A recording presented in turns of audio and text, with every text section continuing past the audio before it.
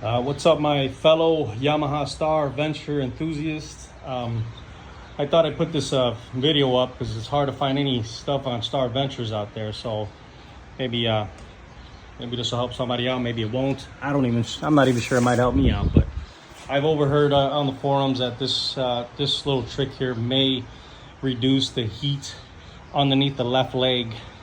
So it's the process requires removing the exhaust on the left-hand side of the bike, and then purchasing this heat wrap and wrapping it around the exhaust up to a certain point here, and then installing the covers back, and that should pretty much reduce any heat. I'll see if that really actually works. But anyways, first things first, you have to remove the left side bag. If you're not aware how to remove that, it's pretty simple. There's literally one bolt there, one bolt here, one bolt at the bottom of the bag, one bolt on the back side of the bag. Total 4 bolts. So those 2 down there and these 2 on the side. And then you just gotta unclip the harness from the bike and it comes right off. Pretty simple. Then that will expose this nut here, or this bolt here that holds the back of the slip-on. So you take that sucker off, and then you undo that Allen there, and that sucker comes right off. Pretty simple. And you just got to deal with this guy here, which would be attached to your heat guard, obviously. And you can't really remove the heat guard unless you take this whole thing out, which is pretty simple. Just 2 bolts at the top here, right here. Those two nuts, actually, not bolts. These guys here. I think is a 12 millimeter. And those 2 there. What else? You have to go underneath the bike and remove one more bolt that holds onto this bracket right here. It holds onto the muffler right here. And then where it slips into the other exhaust on the other side, there's another Allen key. That's the bolt on the floor there. An Allen key bolt. You undo that and that's it. Slips right out. Oh, don't forget to remove the sensor so you don't tear it out of the cable here. And that you can access from the top without removing it, or remove this ahead of time so it doesn't yank on this. And that's it, and it just pulls right out.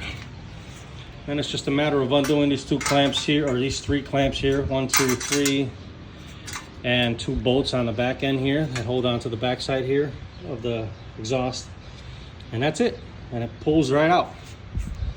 And then I'm just wrapping this sucker up real nice, you know, making sure I get maybe a couple more wraps on the top part here, because that's where all that heat is. And then I just took it down as far as I could take it down, you know, the hell with it. And I'll probably put a strap right here. This seems to be holding pretty well, and I'll just use the pre-existing straps on the heat guard here to hold that all together, and it should be fine.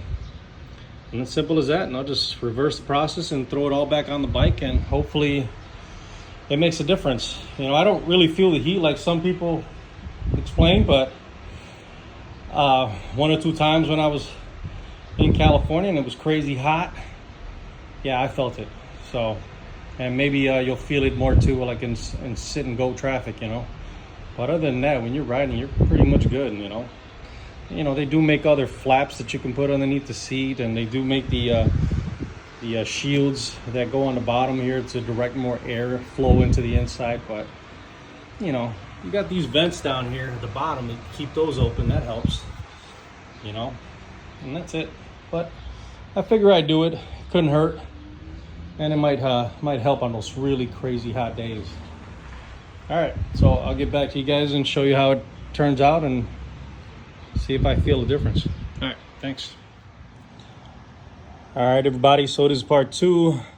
I've finished wrapping the exhaust. I used the existing clamps to hold everything in place. I just literally put just 1 clamp here to hold it at the end here. Wrapped it a little further than I needed to, but I think that's going to help a little bit more. Put these 2 bolts back on. This is the heat guard. And now I'm going to install it back on the bike. When I took it off from here, make sure you put this little, looks like a crush washer deal. And don't forget this guy. It's the other guard that goes on top there.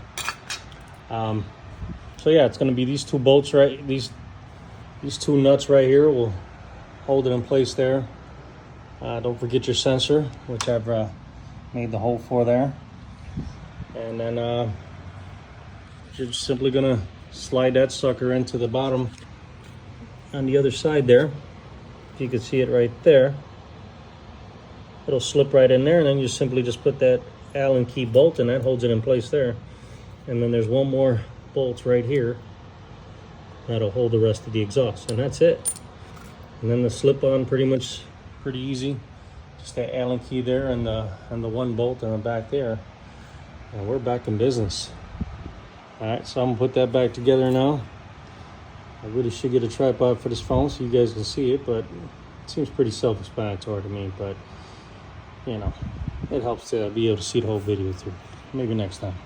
Anyways, I'm gonna put this in and let you guys know what the results are. All right.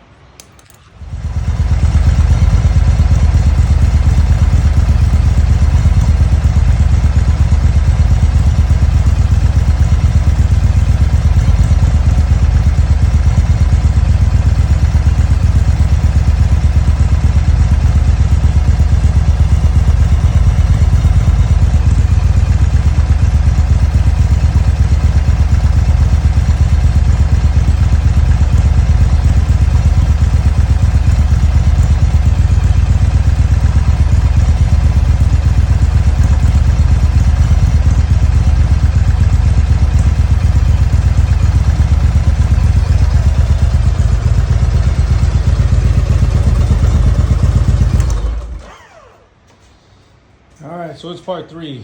As you can see, it's smoking up a little bit. They said that's instructions say that's normal. All the small fibers on the heat wrap need to burn off.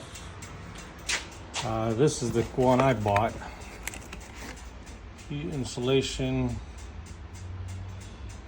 pretty basic Ladot. No fucking idea what, but you know. Protects spark plugs, boots, and wires up to 12,000 degrees Fahrenheit. So, should be fine. Bike shouldn't catch on fire. Whether it works, don't know yet. Haven't taken it on the road yet. But, you know, just be wary that it's going to smoke up for a little bit, and keep an eye on it and make sure your bike's not catching on fire. It should be good. That's it. Pretty much it. Just gotta throw the bag on. We're good to go. All right. Peace. Take care.